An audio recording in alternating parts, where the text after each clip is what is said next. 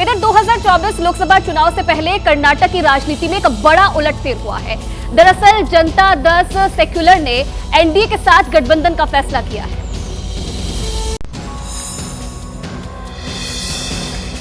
लोकसभा चुनाव से पहले दक्षिण भारत में एनडीए का किला मजबूत हो रहा है।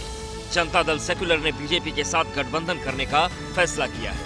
हालांकि जेडीएस का गठबंधन पहली बार नहीं हुआ है। इससे पहले भी दोनों पार्टियां कर्नाटक में गठबंधन की सरकार चला चुके हैं। कर्नाटक में लोकसभा की कुल 28 सीट है। बीजेपी ने 2019 की लोकसभा चुनाव में इनमें से 25 सीट जीती थी, जबकि कांग्रेस और जनता दल सेक्युलर ने एक सीट जीती थी।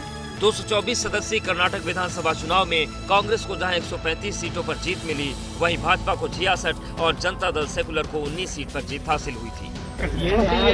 ಜೆಡಿಎಸ್ ಪಕ್ಷವು ಒಂದು ಅಂಗಪಕ್ಷವಾಗಿ ಜೊತೆಯಲ್ಲಿ ಕೆಲಸ ಮಾಡಬೇಕು ಅಂತಕ್ಕಂಥದ್ದು ನಿರ್ಧಾರ ಮಾಡಿದೆ। ಇದೆಲ್ಲ ಫಾರ್ಮಲ್ ಮೀಟಿಂಗ್ಗಳು। बहरहाल विधानसभा चुनाव में हार का मुंह देखने के बाद बीजेपी लोकसभा चुनाव में कोई रिस्क नहीं लेना चाहती। माना जा रहा है कि जेडीएस 4 से 5 सीटों पर चुनाव लड़ सकती है, जबकि बीजेपी 23 से 24। दोनों पार्टियों का मकसद सभी सीटों पर सिर्फ जीत का होगा। देखिए, मध्य प्रदेश विधानसभा चुनाव को लेकर बीजेपी और कांग्रेस लगातार वोटरों को साधने की कोशिश कर रहे हैं। खास तौर से हिंदू वोटरों को टारगेट किया जा रहा है। और अब देखिए, इस चुनाव में गंगा जल की एंट्री भी हो गई है। दरअसल कांग्रेस ने वोटर्स के बीच अब गंगा जल बांटने की योजना बनाई है। ऐसा माना जा रहा है कि बीजेपी सनातन के पिच पर खेल रही है, तो कांग्रेस भी इसमें पीछे नहीं है। अब कांग्रेस भी बीजेपी के खेल को कमजोर करने की योजना बना चुकी है। कांग्रेस ने इंदौर से गंगा जल बांटने की शुरुआत की है। गंगा जल की बोतल पर कांग्रेस के 11 वचन लिखे हुए हैं।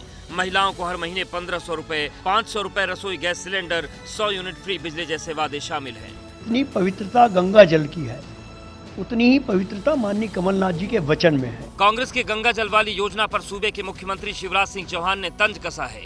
जो झूठे हैं उनको झूठी कसमें खानी पड़ती है, तो गंगा जल ले जाए चाहे नर्मदा जल ले जाए, काय का फर्क पड़ना है।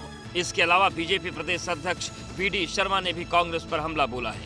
इतने पाप कर चुके हैं तो आपको जनता में इतना अविश्वास है आपके खिलाफ कि अब आपको गंगा जल लेना पड़ रहा है। जाहिर है मध्य प्रदेश चुनाव में हिंदुत्व के जरिए कांग्रेस और बीजेपी वोटर्स को लुभाने में जुटी है।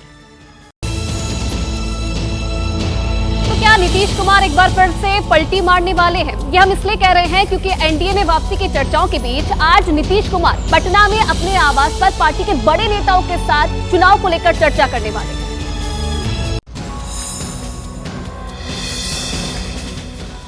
क्या नीतीश कुमार का इंडिया के साथियों से मन उचट रहा है?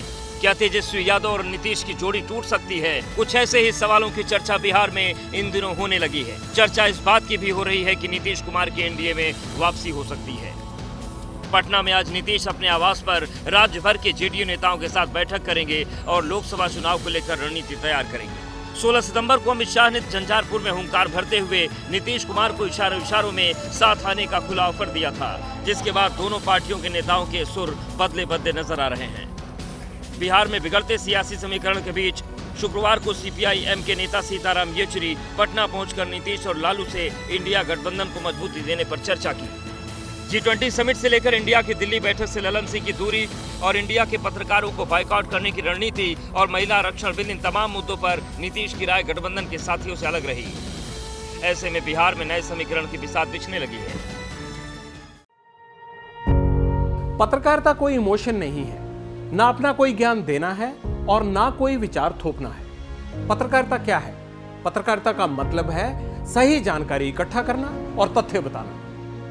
पत्रकारिता आज जितने महत्वपूर्ण दौर में है, शायद पहले नहीं थी। इस दौर से निकलने के लिए सिर्फ सच दिखाने की जरूरत है, वो सच जो आपके हित को आगे रखे। इसलिए अब रात 9 बजे प्राइम टाइम नहीं होगा, ये आपका टाइम है। जगविंदर पटियाल के साथ देखिए पब्लिक इंटरेस्ट, सोमवार से शुक्रवार रात 9 बजे सिर्फ एबीपी न्यूज पर। एबीपी न्यूज आपको रखे आगे।